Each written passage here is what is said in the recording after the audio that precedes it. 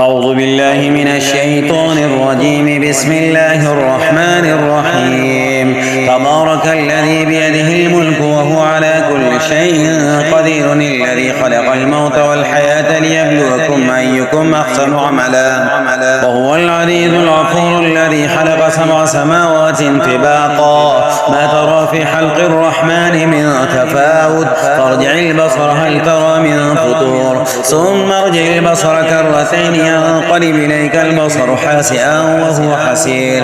ولقد زينا السماء الدنيا بمصابيها وجعلناها رجوما للشياطين واعتدنا لهم عذاب السعير.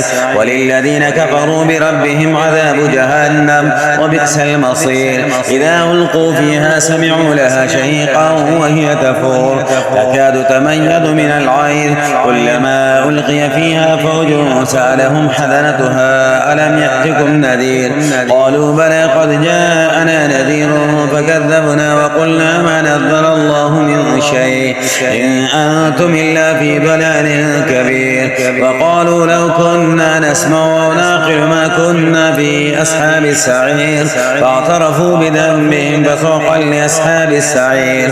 إن الذين يخشون ربهم بالغيب لهم مغفرة وأجر كبير.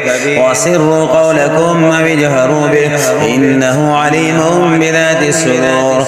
ألا يعلم من خلق وهو اللطيف الخبير. هو الذي جعل لكم الأرض ذلولا فامشوا في مناكبها وكلوا من رزقه وإليه النشور. أمنتم من في السماء أن يخسف بكم الأرض فإذا هي تمور، أم أمنتم من في السماء أن يرسل عليكم حاسبا، فستعلمون كيف نذير. ولقد كذب الذين من قبلهم فكيف كان نكير. أولم يروا إلى الطير فوقهم صافات ويقبضن ما يمسكهن إلا الرحمن إنه بكل شيء بصير. أما هذا الذي هو جند لكم ينصركم من دون الرحمن إن الكافرون إلا في غرور. أما هذا الذي هو جند لكم ينصركم من دون الرحمن إن الكافرون إلا في غرور. أما هذا الذي هو جند لكم ينصركم من دون الرحمن إن الكافرون إلا في غرور. أما هذا الذي يرزقكم من أمسك رزقه بل لجوا في عتو ونفور. أفمن يمشي مكبا على وجهه أهدى أمن يمشي سويا على صراط مستقيم. قل هو الذي أنشأكم وجعل لكم السمع والأبصار والأفئدة قليلا ما تشكرون. قل هو الذي ذرأكم في الأرض وإليه تحشرون. ويقولون متى هذا الوعد إن كنتم صادقين.